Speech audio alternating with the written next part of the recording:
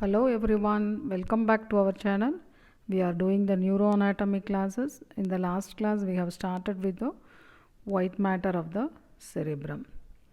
So in this class we will continue with that. Those who have not subscribed to the channel, do subscribe now so that you will receive the continuation of the neuroanatomy classes.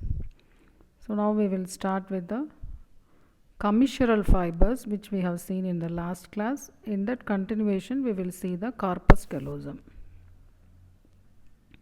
Commissural fibers we have learnt in the last class connect the wide areas of the two cerebral hemispheres across the midline, and they are of two types: homotopical, connecting identical areas of the two hemispheres; heterotopical, connecting non-identical areas of the hemispheres. And we have learnt the examples for the commissures of the brain: corpus callosum, anterior commissure, posterior commissure, hippocampal commissure, and habenular commissure. So we have learnt all these in the last class. So now we will start with the corpus callosum. So that is the today's topic. Corpus callosum may be asked as separate essay for you. So you have to see the question properly. In this white matter of cerebrum we are having so many essays or the short notes. Corpus callosum, if it is asked as short notes, you should write the parts of the corpus callosum. If it is asked as essay, you should be able to write this corpus callosum elaborately. So I will see in this class to give you the detailed description of the corpus callosum with the relations and also the fibers of the corpus callosum. Do you know the meaning of corpus callosum? Callum. Callum means beam. B-E-A-M, beam. So it is beam like. Corpus callosum we can see in this. So this is the corpus callosum. It is beam like, which is the largest commissure of the brain connecting the two cerebral hemispheres. It connects the neocortex of the two sides. So it is coming under the classification neocortical commissure. So it is an example for the neocortical commissure. Corpus callosum connects all the parts of the neocortex of two hemispheres. So all the parts like this connecting the two sides, except the primary area visual area fibers. So this area, except this visual area fibers, area number 17, and the hand and the foot somesthetic areas. So again the hand, you know, the sensory areas is in the parietal lobe. So in this hand and foot sensory areas, 3, 1, 2, except this, all these areas are connected. All the parts of the neocortex of two hemispheres are connected across the midline by this corpus callosum. You can see in this, it is about 10 centimeter long and it consists of about 300 million fibers. Nerve fibers, 300 million nerve fibers. Shape, first we will see, then also the situation. It's forms a massive arched interhemispheric bridge. Massive arched interhemispheric bridge-like structure. It is lying in the floor of the median longitudinal fissure. So separating the two cerebral hemispheres is the median longitudinal fissure.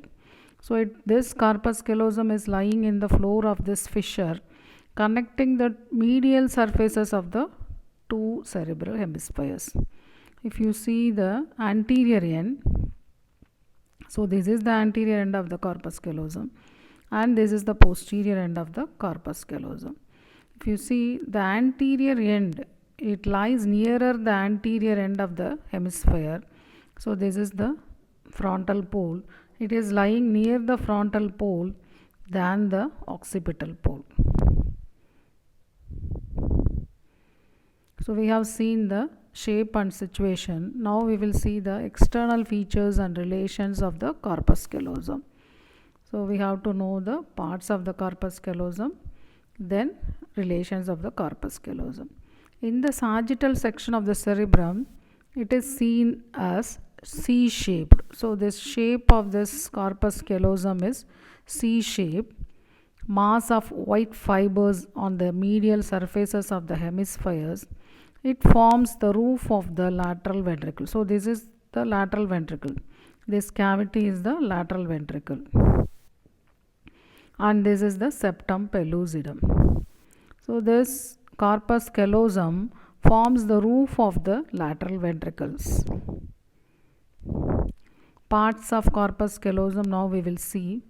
From before backwards we have to see. It is 4 parts. Before backwards, so this part is rostrum. This part is rostrum. The next part is this genu. Then this part is called trunk or the body. And the posterior end of this will be called as splenium. So that these are the 4 parts of the corpus callosum. The splenium is the enlarged posterior end, lies about 6 centimeter in front of occipital pole.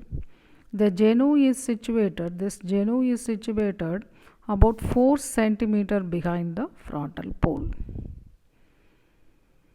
So these splenium and the genu, we have seen the distances from the frontal and the occipital poles. Now we will see the relations of the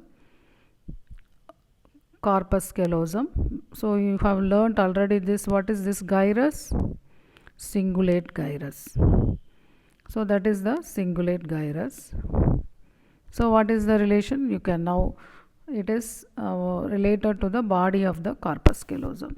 So now we will see first trunk. So this is the trunk or the body, main part. What is the superior relation? We will see. Superior relation, on each side, the superior aspect of the corpus callosum is covered on each side by the, what is this gyrus? Cingulate gyrus. Separated by what is this sulcus? Callosal sulcus. So in this callosal sulcus, the anterior cerebral vessels lie over it. And it is also covered by a thin layer of grey matter. So this corpus callosum is covered on the superior aspect by a thin layer of grey matter, indusium griseum, the fiber bundles of bilateral medial and lateral longitudinal striae.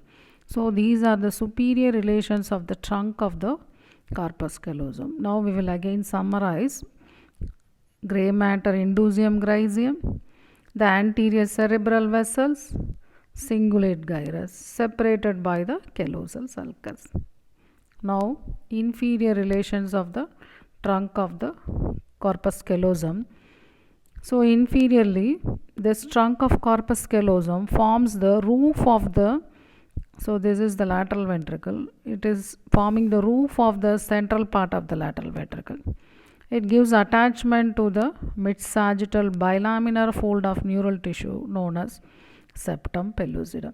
So inferior aspect is giving attachment to the septum pellucidum and forms the roof of the central part of lateral ventricle. So we have seen about the trunk in detail, superior and inferior relations. Now we will see the genu. Genu means bend. It is a thick curved anterior extremity of the corpus callosum which connects the rostrum with the trunk of the corpus callosum. Relations of the genu anteriorly and posteriorly we have to tell. Anteriorly, so the same relations will be continuing along from the trunk here also. So anterior cerebral vessels and also indusium griseum. Posterior surface, it is obviously seen in this, it gives posterior surface of the genu gives attachment to the septum pellucidum.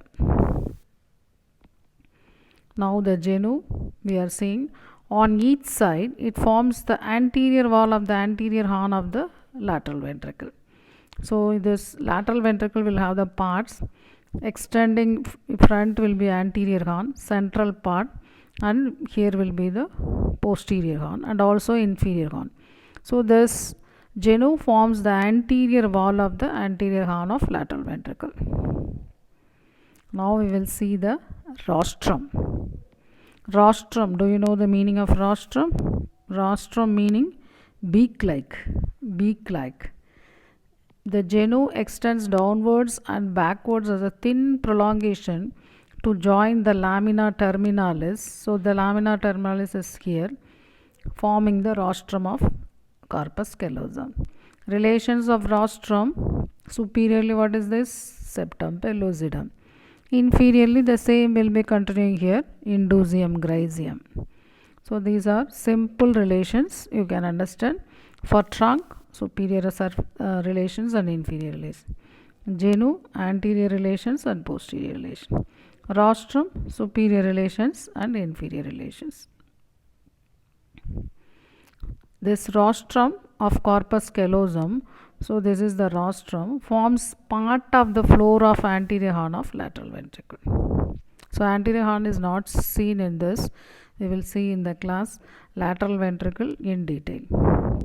Splenium. So this is the splenium, overhangs the posterior ends of the thalamus, pineal gland and tectum. So this is the thalamus and this is the tectum of midbrain. So it is overhanging these parts of the brain. Now we are seeing the splenium. Relations of the splenium above, same will be related. Covered by indusium griseum and also the cingulate gyrus. And also this splenium covered by falx cerebri, related to falx cerebri, inferior sagittal sinus. Below, so in this part it is related to tela choroidea of the third ventricle. So this is the part related to third ventricle.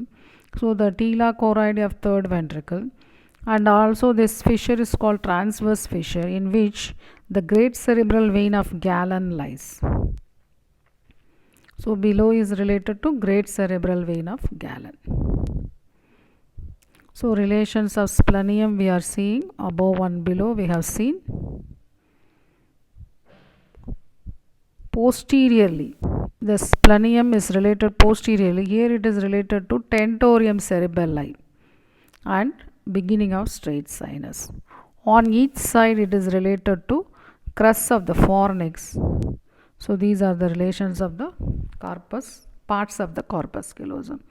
We have seen the parts of the corpus callosum and the relations of the parts of the corpus callosum in detail. Now we will move on to the arrangement of callosal fibers and their connections. So the fibers passing through the rostrum, they will connect the orbital surfaces of both hemispheres. So the fibers of genu,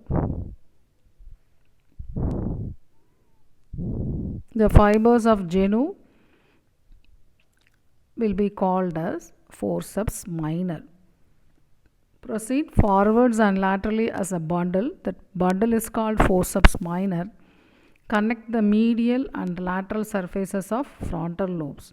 So this genu fibers connect this two frontal lobes. So that fibers will be called as forceps minor. Now we will see the fibers of trunk. The fibers passing through the trunk of the corpus callosum are projected bilaterally to the wide areas of cerebral cortex, and they will be mostly intersected by the fibers of corona radiata. Some of the truncal fibers are known as tapetum. So the tapetum means the fibers of the trunk. So the tapetum forms the roof and lateral wall of the posterior horn of the lateral ventricle. Now we will see the fibers of splenium. The fibers of splenium connect the posterior parts of the parietal lobes and temporal and occipital lobes of the two hemispheres. The fibers connecting the occipital lobe sweep backwards on either side above the calcarine sulcus, forming a large fork-like structure, so called as forceps major. Forceps major will be forming a swelling in the upper part of the medial wall of the posterior horn of lateral ventricle. Again we will all see the details of the lateral ventricle in the next class. So we have covered now the fibers of the corpus callosum.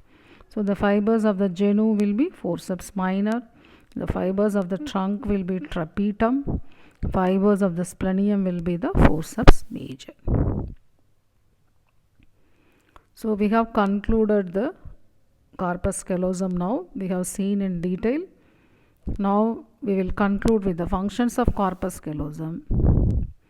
The corpus callosum is responsible for interhemispheric transfer of information, which is essential for bilateral responses and in learning process.